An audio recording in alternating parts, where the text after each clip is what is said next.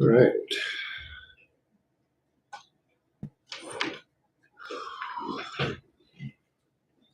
Coming on early. What's going on with my mic here? Everybody can see me, hear me. If you guys can do that, then that's half the battle. I got about 1329. So see.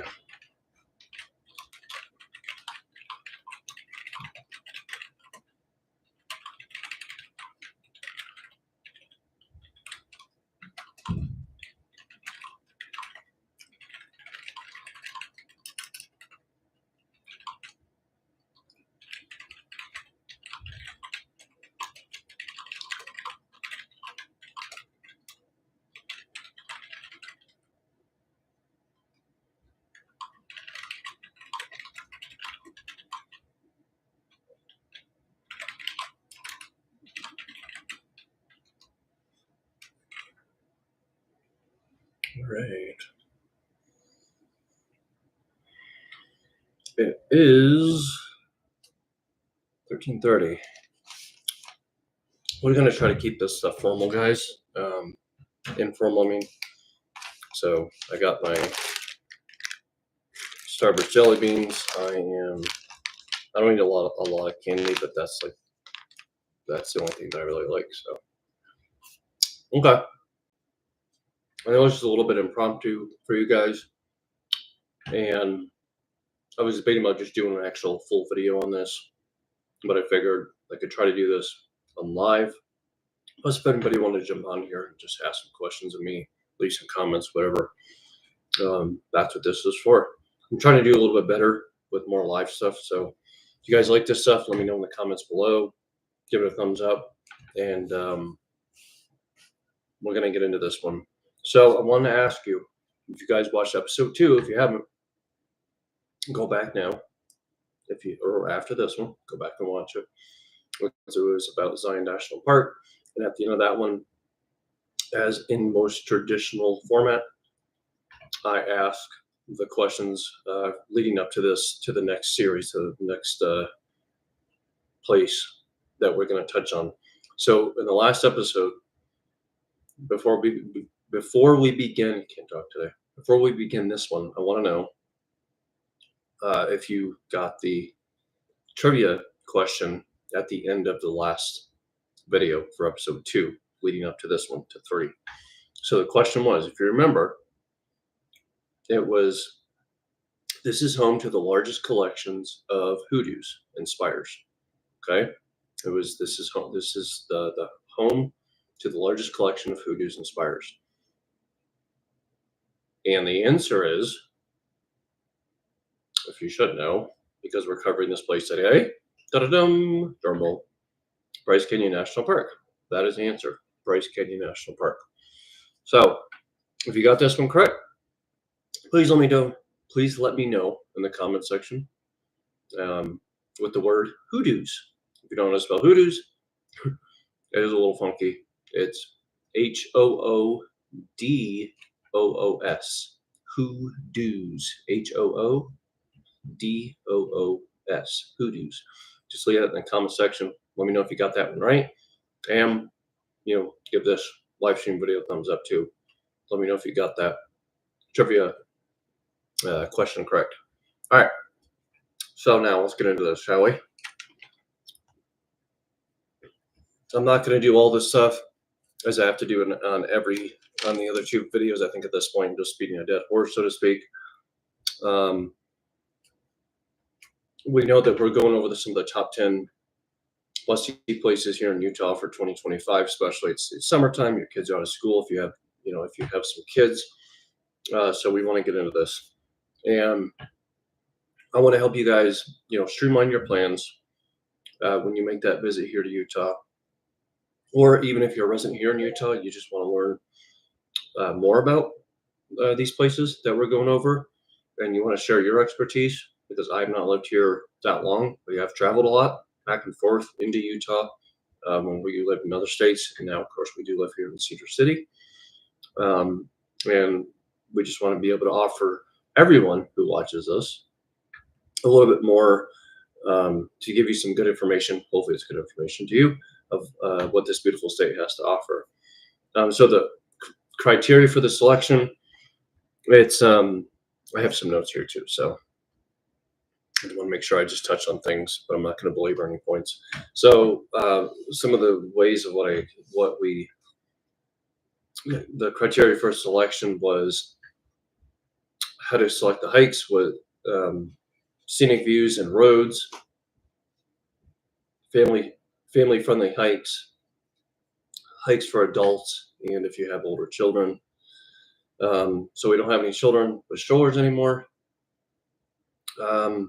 or anyone in our family that would use a wheelchair or handicap in that capacity.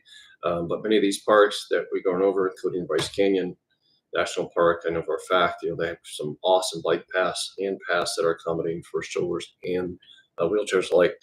All right, so I'm going to share the screen, and I hope you bear with me. I hope that everything in this stuff pans out good today, because I've never done screen sharing on a live before.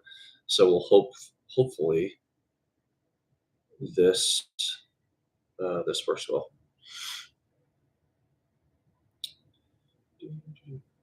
Sorry guys, hopefully everything works well. You guys see this. I wish if you guys were in the chat, or if you guys are watching, you can you can give me a thumbs up in the comments, or just say, hey, good to go, man, see you, let me know.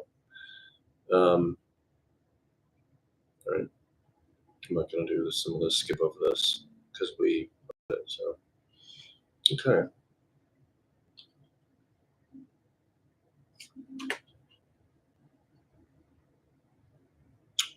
Okay, so hopefully you guys can see the screen. Got to make this disclaimer.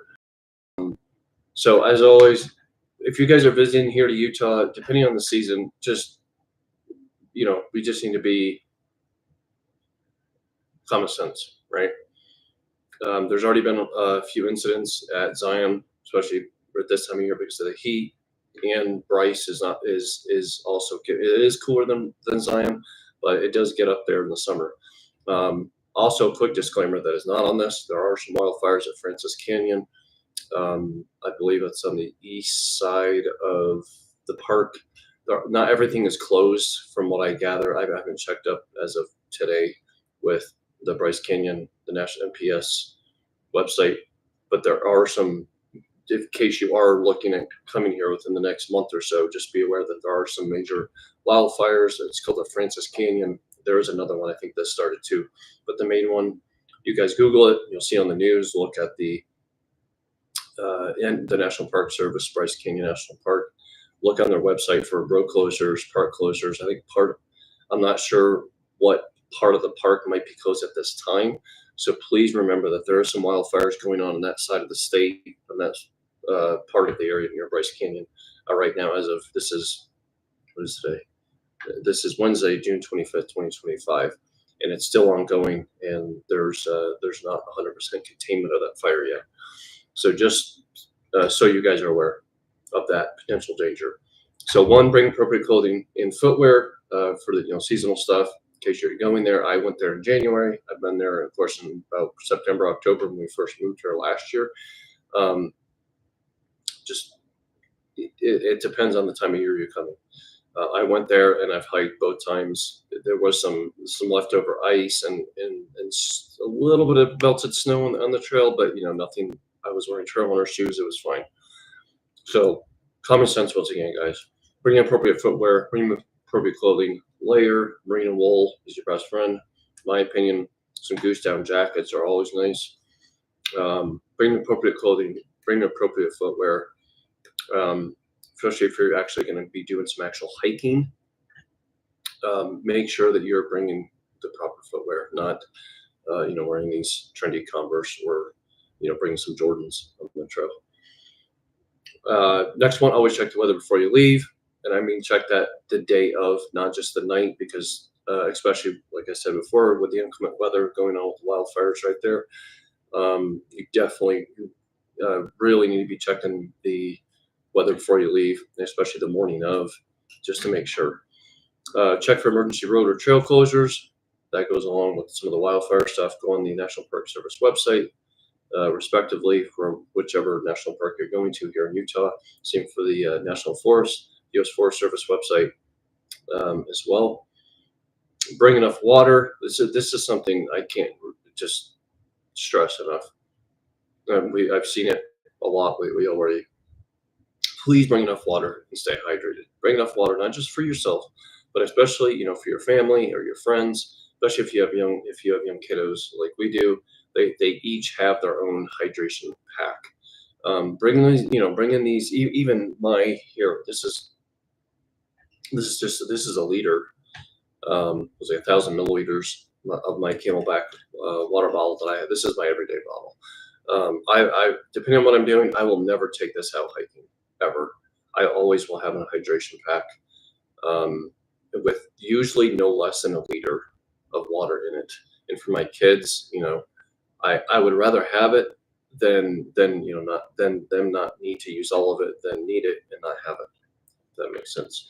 So bring enough water, especially in this time of Utah. If you're it doesn't, especially Bryce Canyon National Park, Arches National Park, Zion National Park, Grand Staircase, Escalante National Park, or National Monument, Canyonlands. They are all extremely warm this time of year, guys. They're already in the 90s. We've had a reprieve of the heat, luckily, up here in Cedar. They're even warmer than us. So I know that they've been in the 90s. Some of them have pushed triple digits down in St. George in those parts, in Springdale, where the main part of Zion National Park is. Extremely hot this time of year. I personally wouldn't be visiting there this time of year. Early spring, late fall into winter, it's just perfect. The temps are great. There's not as many tourists there. No long lines. Everything. It's just everything's better in my opinion, and you get the benefit of the changing leaves and stuff in the fall. But bring enough water because it is so hot this time of year in most of these national parks where they are located in the state. You need to make sure that you bring water. Don't bring these little gas station 20-ounce plastic bottles and think that you're going to be fine. And it's a famous last words of a lot of people that have gotten stranded out on the trail, and they're said, I'm just going for a little hike. That's just it's never an excuse, especially if you're a parent and you have little ones or big ones. But either way, you are responsible ultimately for your children. So you need to make sure that they are properly hydrated. I would recommend, at least 2 days prior to wherever you're going, and especially if you're coming from overseas and you're an international visitor. And this is the American Southwest region can get extremely hot this time of year. Elevation, everything can take a toll on your body. So please do not. I cannot emphasize enough the importance of hydration for yourself, for your loved ones, for your friends. Bring enough water and stay hydrated while you're out there. Even if you have no intention on going hiking, you just want to go visit some sites, but you're still going to be walking around, and you're getting out of your vehicle, and it doesn't matter. You can be out there for less than an hour, especially if it's a 90-degree triple digit weather, and you can become a heat casualty, and you can it can be fatal. So please, I can't emphasize enough this time of year, guys. Bring enough water. Those crappy little 20-ounce plastic water bottles at the gas station are not going to foot the bill. You need to bring enough more than that. Bring enough for you. Make sure the people in your group and your party also have enough.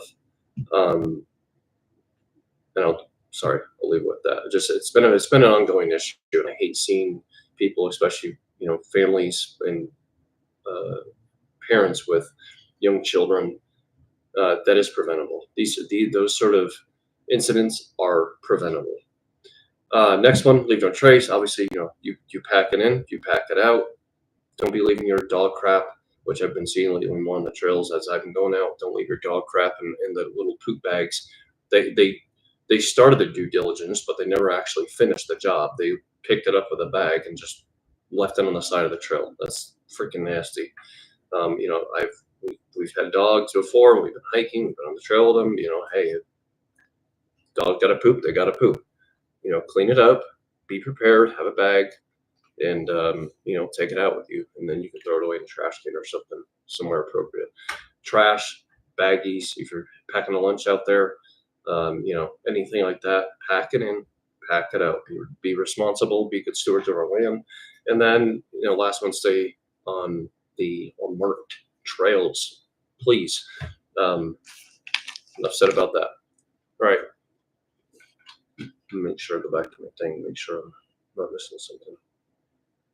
If there's anybody that has, I can stop sharing my screen, and we'll get into the rest of it.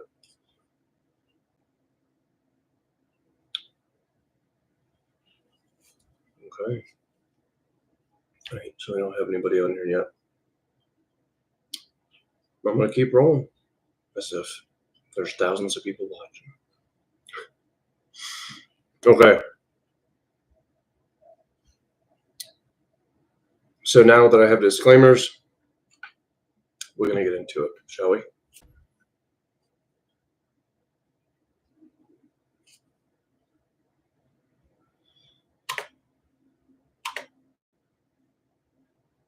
All right. Pull that up. All right, guys. So for Bryce Canyon National Park, it was just some quick facts. I like to give you, you know, as you guys know, I like to give you a little bit of some good information, in case in case you didn't know. I find this stuff interesting, and I think everybody finds this sort of stuff worth hearing, right? So for Bryce Canyon National Park, it was established in February 25th. Sorry for I have my date, the way it's written, military style. And of course, I know some of you, if you're European, I know they also kind of use this formatting as well. I'm getting off topic though. So it was established 25 February 1928 by President Warren G. Harding, and it has over 41 trails and 35,835 acres of land. And who do you think it was named after? Anyone? Give you a hint, his last name is Bryce. So it was named after Ebenezer Bryce. Ebenezer Bryce, he was a Mormon pioneer in 1875, and he built a 7-mile irrigation ditch, and a road to make timber more accessible.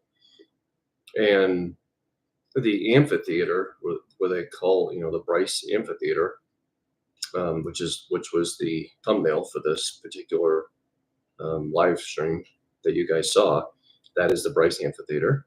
And that so the amphitheater is where the road ended, and hence that was called the park itself. It was originally called Bryce's Canyon, and the name stuck even after the family had moved to Arizona in 1880. And then after that, the official park designation was Bryce Canyon National Park. And so Hoodoos. So for the Hoodoos name origin, so the word hoodoo itself, it's been linked to the spiritual practice of voodoo. You guys know what that is. Potentially, so it's potentially due to some unusual and somewhat eerie appearances of these type of formations. These hoodoos, these spires and stuff like that. So in addition to that, with the name origins for hoodoos, the Southern Paiute Indians that were living in the area at the time have legends about these rock formations, with some stories suggesting that the hoodoos are ancient beings that were turned to stone. So a sacred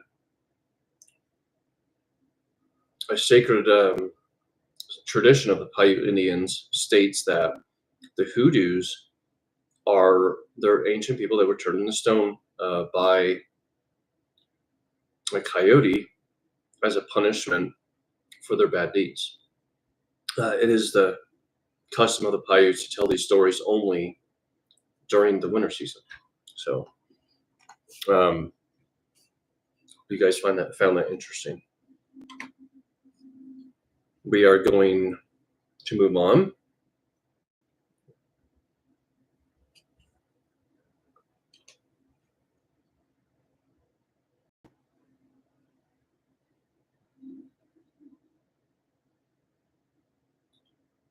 Okay, so the first place that we're going to hit up here. All right, Inspiration Point. Okay, so as you can see in this picture, this is part of the Bryce Amphitheater down there, where all these just absolutely gorgeous view. So Inspiration Point, when you guys are coming to this park, all these are just recommendations. Okay, everybody's going to have their highlights. This is, I would say, it is subjective, obviously. But of course, if you're coming to Bryce Canyon, you want to get your best bang for your buck, so to speak. You want to hit up some of these places with limited amount of time. A lot of people don't get to spend multiple days or even weeks exploring, hiking. They want to hit up the big 5 national parks in Utah, and sometimes that's all they have time for. So many people only have a day, 2, maybe 3 max, if that. Which obviously it can take a lot longer to really get to explore all of what Bryce Canyon has to offer. So these are some highlights, and these are some ones that as I've told you in other videos, these are from some other people that live here in Utah that have great success at what they've explored, and from a lot of other people on my hiking groups here within southern Utah. A lot of people have explored more than I have. So this is taking from my experiences and from others' experience, maybe some other visitors and things that they really loved that stood out to them when they visited this particular park. So this is a kind of just a collection of ideas for you when you guys want to visit this beautiful state, and especially Bryce Canyon, to be able to enjoy the beautiful scenery and just take it all in and really enjoy your time. So Inspiration Point, this place it provides a bird's eye view of the world's largest collection of rock spires, which Hoodoos. Inspiration Point, a lot of this stuff you can see from different variations throughout the park. In my experience, when I did that video on the Fairyland Loop Trail, there's a lot of link ups within that Fairyland Loop Trail, where I think that's the general store, big parking lot. You can park there, go in the store, buy some nice memorabilia and stuff, souvenirs, come out, and then there's some little trail access points from where the general store parking lot is, and you don't have to hike everything. You don't have to hike. You can hike as much as you want, but you can this particular Inspiration Point. So there is a trail that's 3.9 miles out and back along the rim, and there's some just absolutely spectacular views, as you guys can see in this particular photo as well. So, all right, next we're going to move on.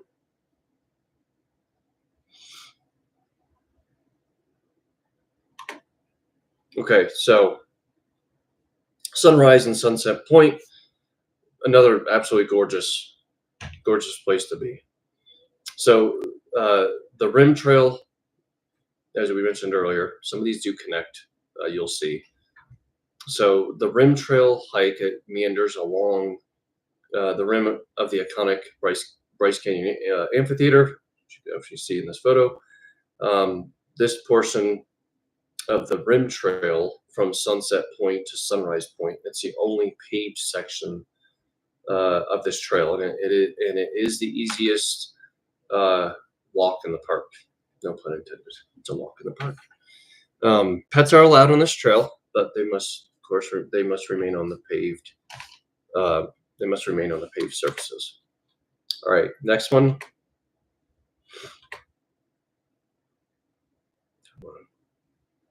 Bryce Point.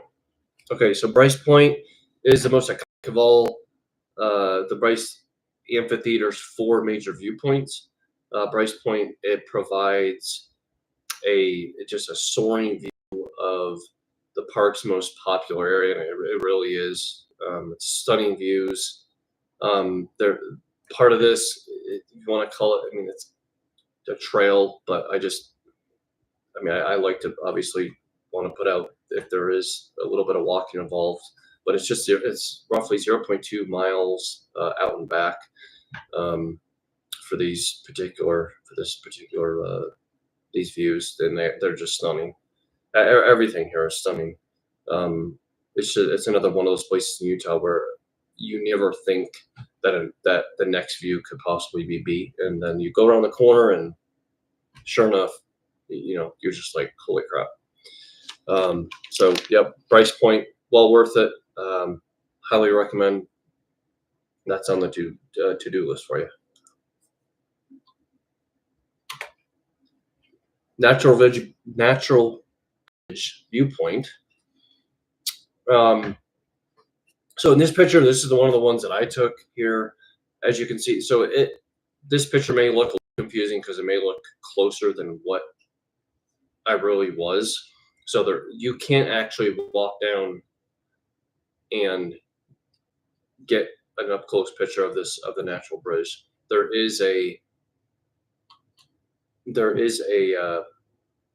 railing that you can. It's a little bit of an overview, and right here, see right behind it, there's us, of course, and right behind us you see the railing, and those people looking over the natural bridge is just right over the railing there. So you cannot, please don't be fence hopping and doing things illegally there at the park. But like some other features in the park, the natural bridge is not, but it is not what the name suggests. The natural bridges are formed, because you guys know, especially there's a lot of sandstone there, by the movement. That particular one's by movement of a stream or a river that's cutting through the rock. So the impressive feature is instead it's a natural arch or a window. Just it looks like both. Formed primarily by the expansion of ice and cracks that are deep within. A lot of wind, water, and just everything else combined with a lot of these things here. It's not just Bryce Canyon, but Arches National Park. They're just phenomenal, and it's just the geological features are simply amazing to see how that is. It looks like a bridge, obviously from the carving, and then eventually that's over time. I'm from what I've seen, a lot of these arches / windows, they keep going up higher until they keep with the water, wind, and just through time, all those combined, it will eventually kind of erode it, and then until there's just a very thin layer, and then eventually that usually falls, and then sometimes that's how you can get those hoodoos and the spires, and then it just leaves one column here, one column there, and then your bridge or arch and then it's inevitably it starts eroding. But just a tidbit on that.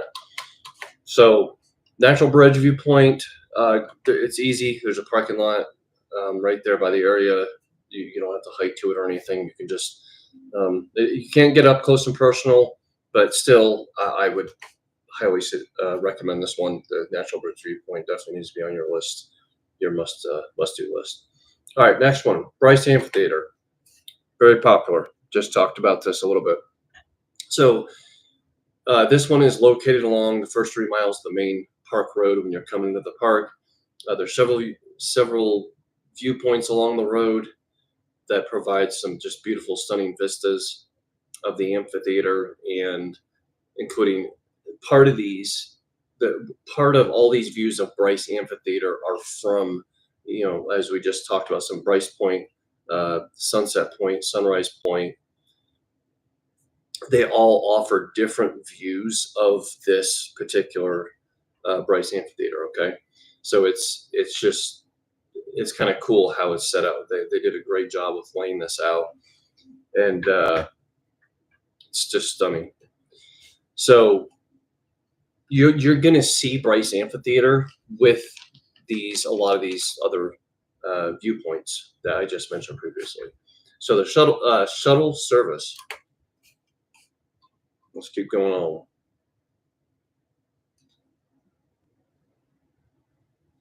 Another picture here. I'll wait to start. Let you guys Fairyland Loop Trail. So the shuttle service, I think, in Bryce Canyon is actually really good. I didn't use it. There's a lot of people that did that park in the main parking lot at the visitor center when you first walk in the main or drive into the main entrance. There's a great shuttle service that'll take you around. It does help you. Yes, it is on a schedule, but it does get you to everything where you want to see.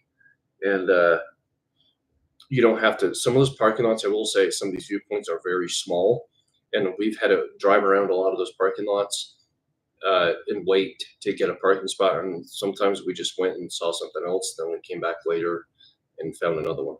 So the shuttle allows to just do a quick, hop the bus, go to a viewpoint, drop you off, eventually come back in 10, 20 minutes, whatever the rounds are, hop back on, get to the next one, to the next one, to the next one, until you're done. Then you go back to your parking lot, to your car. Runs along the main park road, so it makes it easy to access the Bryce Amphitheater, a lot of the other attractions at the park. All right, so hiking. So Fairyland Loop Trail. I did a video on this. If you guys want to see that, you can go back on our I think it's the outdoor adventure folder on our channel, and you should be able to see that there. It was beautiful. There's stunning views. The video was, I think that turned out really good. Not a result of my doing. The nature was just doing what it always does. It speaks for itself. So for the Fairyland Loop Trail, that is an 8-mile loop trail, moderate difficulty. There are some inclines, some elevation change a little bit along the route. It got my breath, my heart pumping. So I agree with that. Moderate difficulty. So it takes you through some spectacular hoodoos, as you guys can probably see on some of this video right there. Yep, that is the Tower Bridge, what they call it here. You can see right here. And some spectacular hoodoos and scenery along the rim and into the canyon, including of course, they just saw that, the Tower Bridge. Also includes a portion of the rim trail, as we mentioned earlier, from Sunrise Point to Fairyland Point. Connect with this one in particular.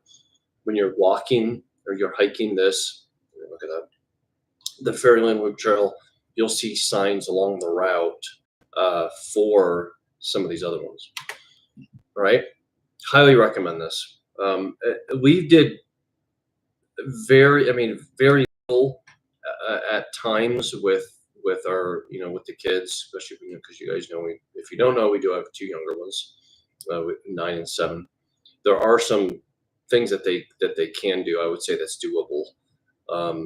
They probably, depending where you're linking up with a trail, I think a mile, a couple miles, maybe 3 is not too bad if you have kids that are a little bit older that can kind of walk on their own. Ours did. There were a few points that were a little bit. The incline was, on the way back was a little hard for him, so I had to help Aurelian, our youngest son. So highly recommend Fairyland Loop Trail. Stunning views. It gives you just so much of a better view of everything, not just the typical what you would see as a tourist, as a visitor. You get to get it down in there and really just have some of it. It feels like you got more of it to yourself. And I will also recommend. I went there in January, and we went there in October. I did the hike by myself in January. Phenomenal time. It was in the low 30s, I think, when I did it. It wasn't bad for me. Nothing like, again, if you dress up properly, there was hardly nobody there. No visitors. I saw like 3 people, a couple, not a couple, but brother and sister that were hiking together, and another hiker. That's it. That's the only one I saw the whole time I was on there. Highly recommend that in the fall into the winter, into the early spring.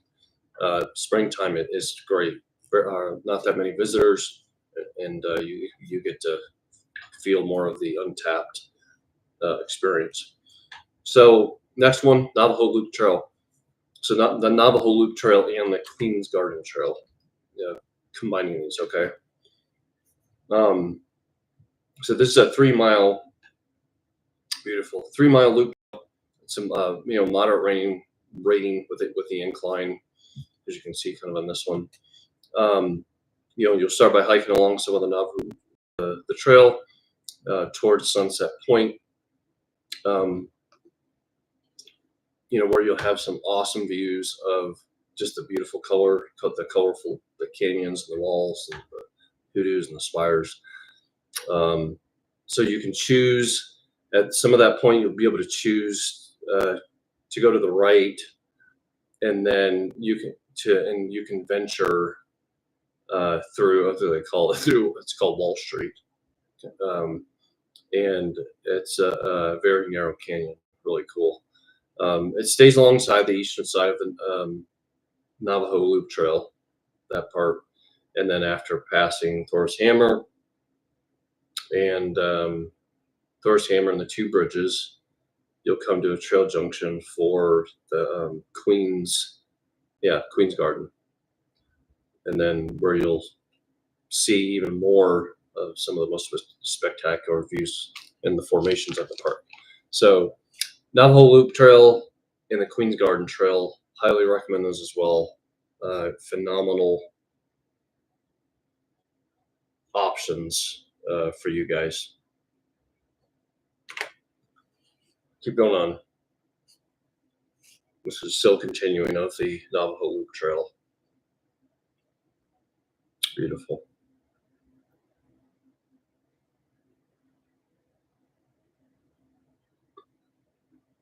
Okay. So some food recommendations. After you've had a long day of Bryce, I'll be honest. There's not a whole lot of options there at Bryce Canyon. It's a little bit difficult to find some food and find decent food. So it's either going to be in. I think I have a brain fart too.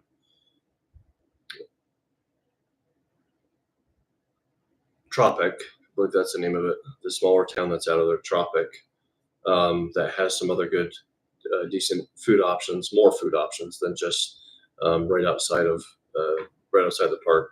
So Bryce Canyon Pines, but that also is I think it's also part of a lodging place, and you can go in there and actually eat as well, even if you're not a guest there. You can go to the. Actually, no, I take that back. I think that's somewhere else. So Bryce Canyon, the primary recommendation for them, especially from looking at more reviews on Yelp and stuff, their fish and steak is decent. Their fish is actually pretty good, especially I like some battered fish, sometimes salmon, things like that. That's a good option for you. I think this is not lined up correctly. So the next one is this called a Stone Hearth. It's a little bit higher end, and I've never eaten there, but the recommendation was to have reservations because you can fill up quickly. But if you enjoy a little bit higher end eating, some food, stuff like that, upscale, their they have some really good grilled chicken, steaks, ribeyes, New York strip, T-bone, stuff like that are all the ones that are highly recommended at the Stone Hearth. There we go. See, now my thing wants to play catch up. Oop. Sorry. Last one, for that area is the Valhalla Pizza. It's actually not too bad. As you guys probably know, I love pizza. Be definitely a pizza connoisseur. I'll try pretty much any pizza at least once, obviously, if not more, if it's really good. I'd say the portions. The one thing I do like, the portions are really good. And even as you can see in this picture, the way the slices are cut, they're actually pretty good portions. Crusts are actually pretty good. And I mean, I'd say it's about average. Obviously, it's not the best pizza that we've had, but definitely not the worst. But it's still nice to kind of hit the spot. If you want to, after a long day of seeing stuff in the park or hiking, and you want some decent pizza, but you don't want to have to travel too far to get it, and you don't want something generic like I don't know if they have a pizza out there. I don't remember, but you want to try something different. It's not bad. It hits a spot. So recommend Valhalla Pizza. That's good for our food recommendations. All right, so there we go.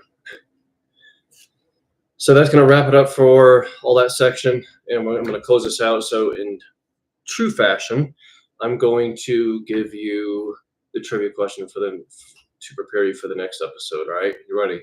So the question is, see it up there? This is home to the largest collection of dinosaur fossils, including 15 species not found anywhere else in the world. So give it a thought, and until we get to our next video, we'll give you the trivia answer to this question. Okay.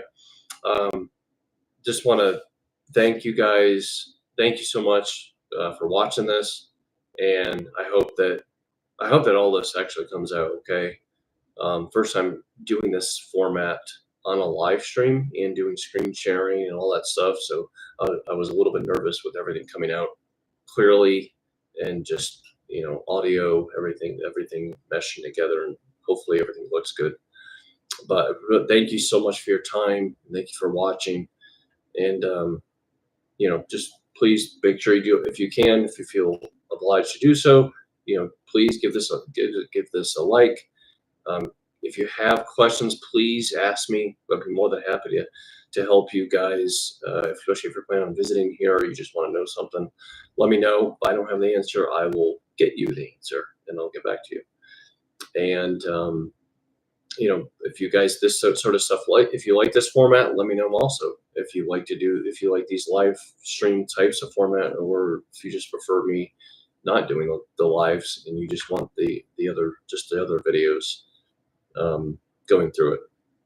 So make sure you subscribe if you like this content, and so you can be notified when we come out with the next episode.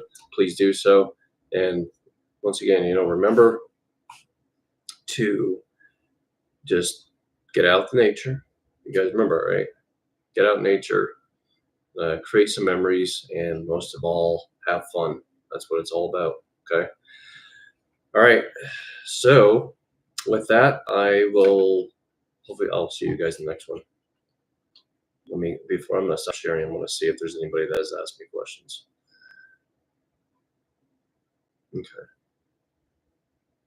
I have no questions. All right. Just want to make sure before I end the live stream. So, all right. Yep. Thank you so much for your guys' time. Once again, for your attention. It means a lot to me. And I will see you guys in the next one. Cheers.